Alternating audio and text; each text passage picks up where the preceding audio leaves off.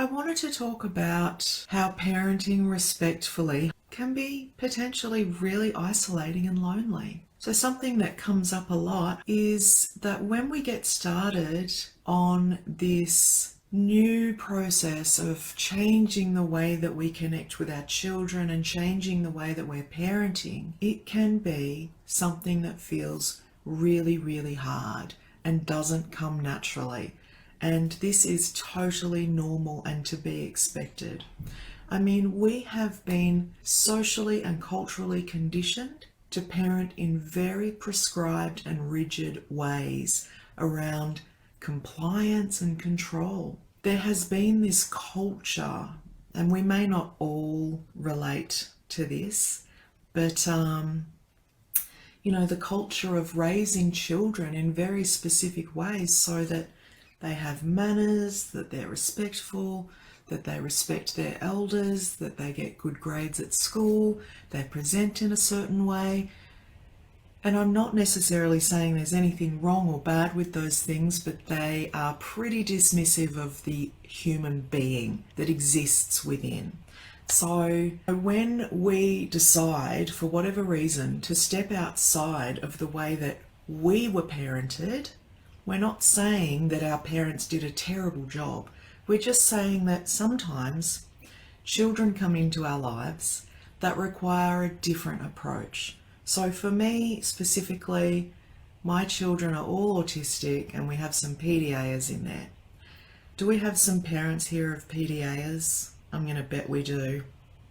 Even if we don't, one of the first things that we learn, the hardest way there is to learn it, is that conventional or traditional or, the usual generic ways of parenting often exacerbate anxiety in our children.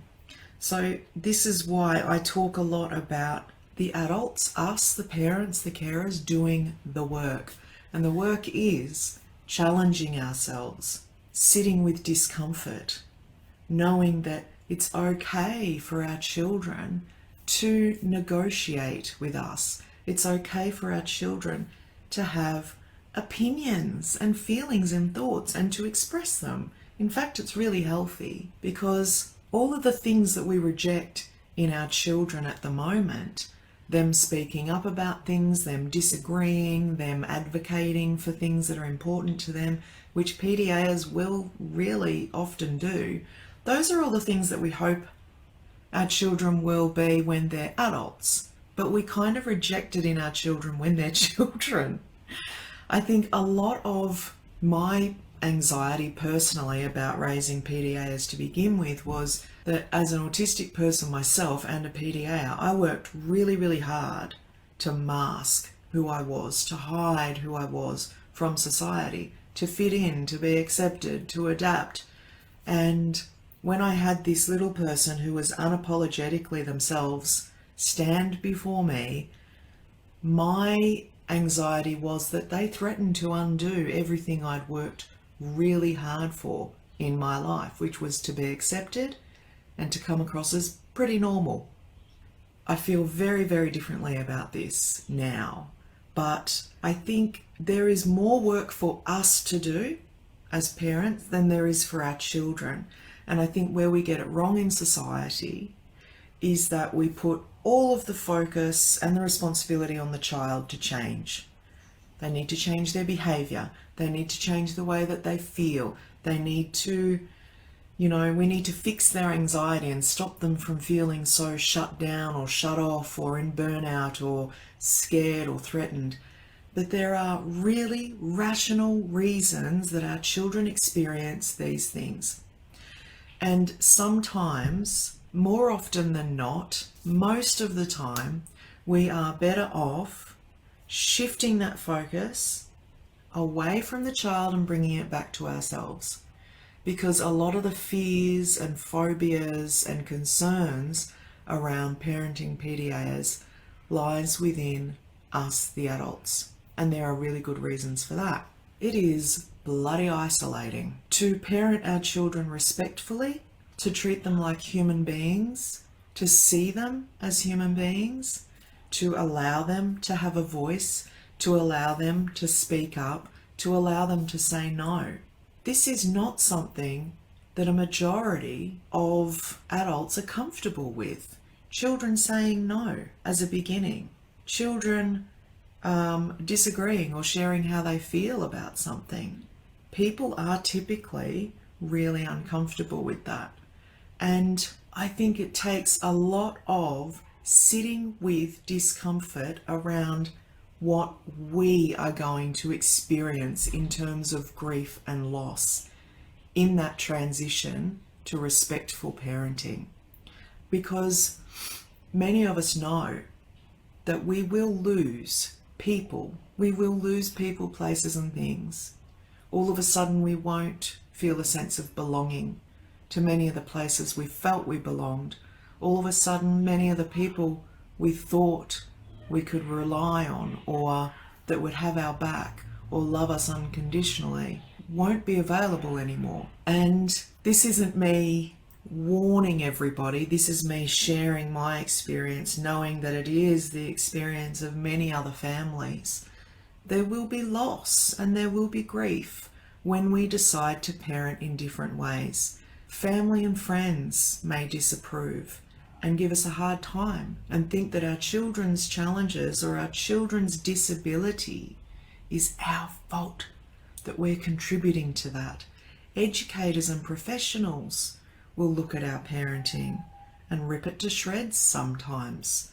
Don't get me wrong, there are some really wonderful professionals who are very neuroaffirming, but when we're working from a medical model of autism that's the same as 1943, most of our training is still centered around that for professionals, that autism's a medical disorder. You're looking at a child who can have the autism cured or fixed or changed, and it's the parent's responsibility to do that. And if the parent's anxious, then they're making the child anxious, instead of the parent very well may be autistic as well and having their own struggles. Or the parent's experiencing anxiety because they're very isolated and unsupported and care to support their child but aren't finding the proper resources or appropriate models to be able to do that. So I'm already seeing in the comments down here, yes, lots of adults say it's disrespectful and bad parenting. Bad parenting, what a concept. What a concept. How can you narrow down parenting into such this small space that we can say whether it's good or bad? How can we do that? That's like saying bad living. There's so many different elements to living. How could we say whether it's bad or good? In what area?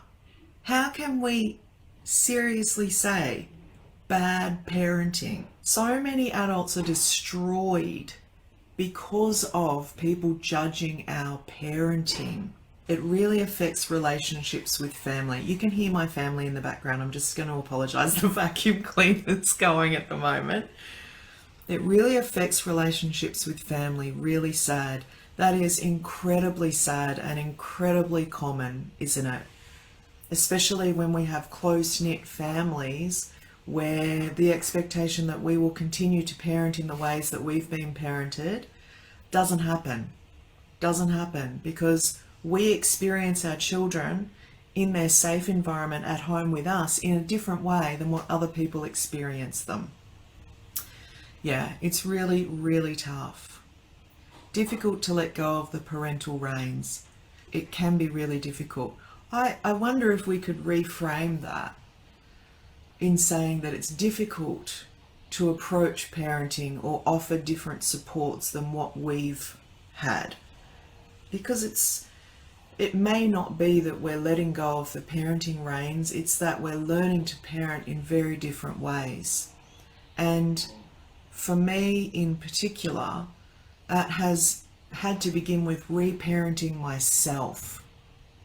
Because a lot of the things that I was panicked about with my children were projections of my own experience. What if they're bullied?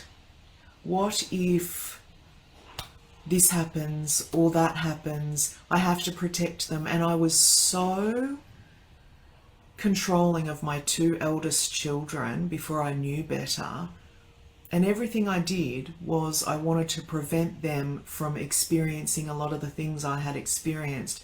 But what I was doing was confusing the fact that I am a separate person from my children with a separate experience, and I can seek support for myself. So I do. I have therapy and I work toward healing a lot of the trauma that I experienced as a child, but that is separate from who my children are and what their experiences are. And sometimes I think we get caught up in that stuff.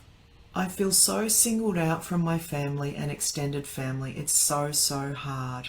I'm so sorry to hear that. The pressure to fix our children, right?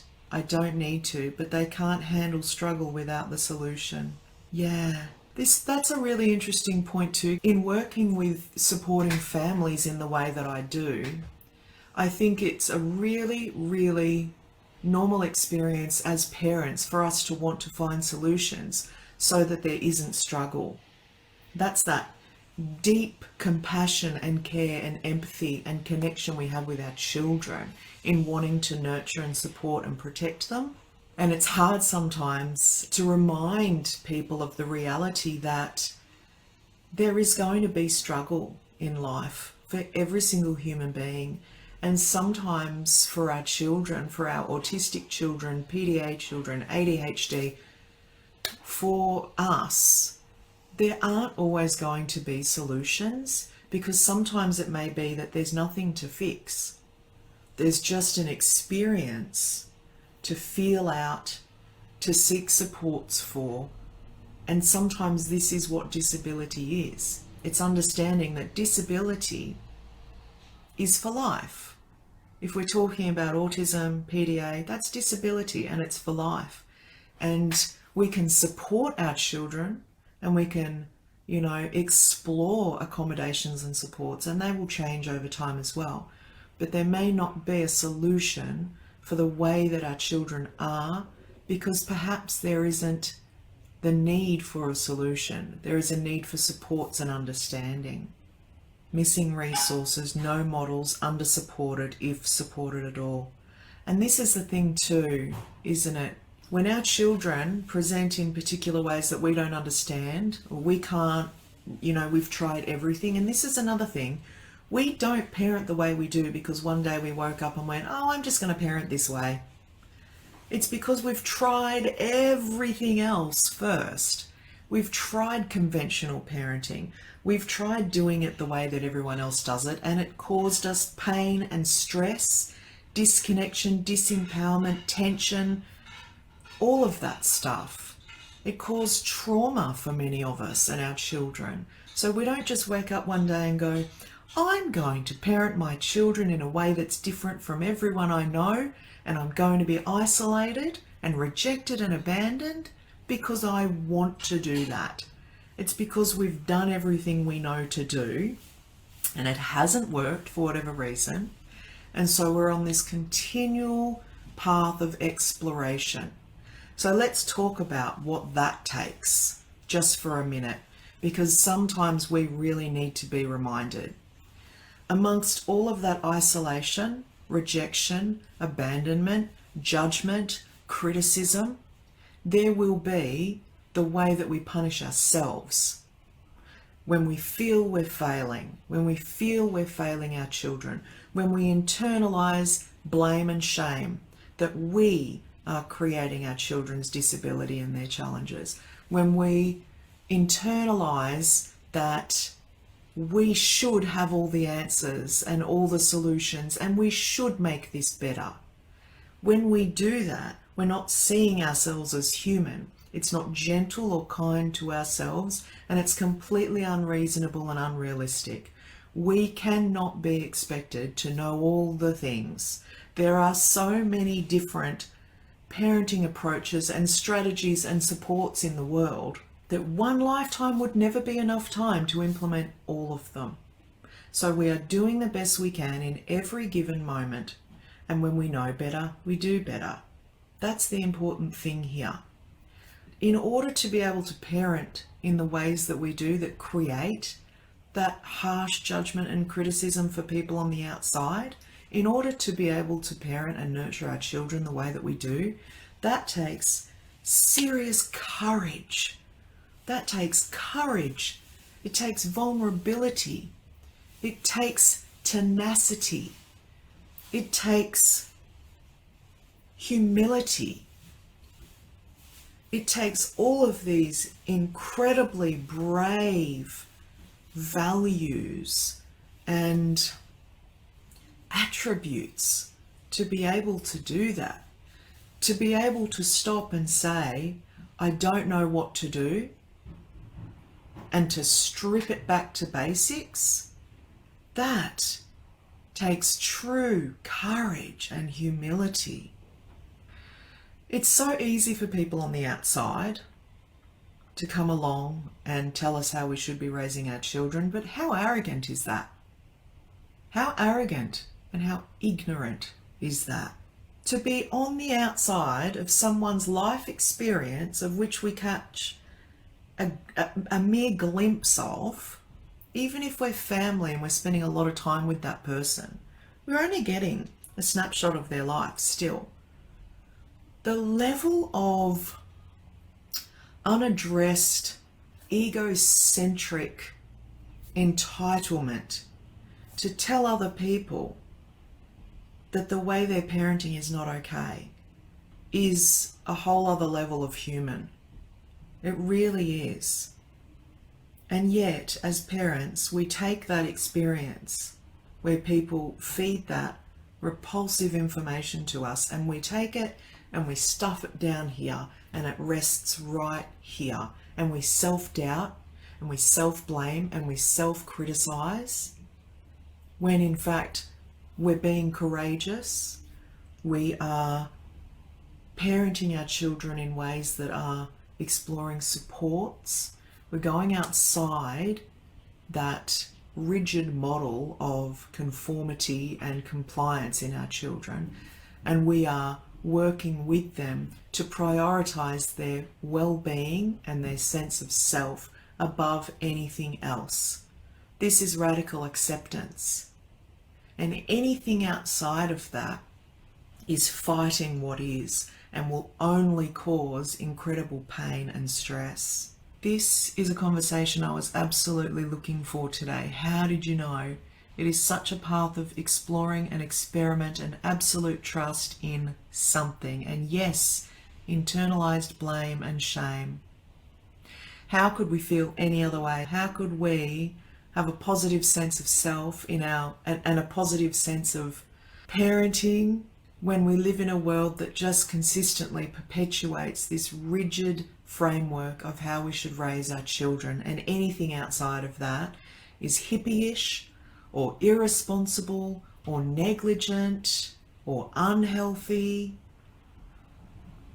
So much judgment from people who are willing to dole out advice that they would never have to be a part of implementing their own advice. Absolutely. Absolutely. I would really love to stay longer and talk more about this, but I need to go and do some parenting of my own now. But I really wanted to jump in and remind everybody that this isn't easy, because it can't be. It can't be. And if you're suffering, and if you're thinking you're not doing the right thing, or this feels unbearable or unbelievably hard, that's normal. And it does get easier. I promise you it gets easier, but it takes time. And we're never going to know how much time it's going to take, and we're going to make mistakes, but you are on the right path. If your interests lie with your child's well-being as priority, you cannot go wrong. You can't. I think you're all absolutely incredible, and it's such a privilege to sit in community with families who are working so tirelessly to support themselves and their children. Please don't forget yourselves amongst this. It's so easy to do. It's so easy to do. Sending love to everybody, and I really mean that so much from the bottom of my heart. I hope you all have an incredible day. Bye-bye.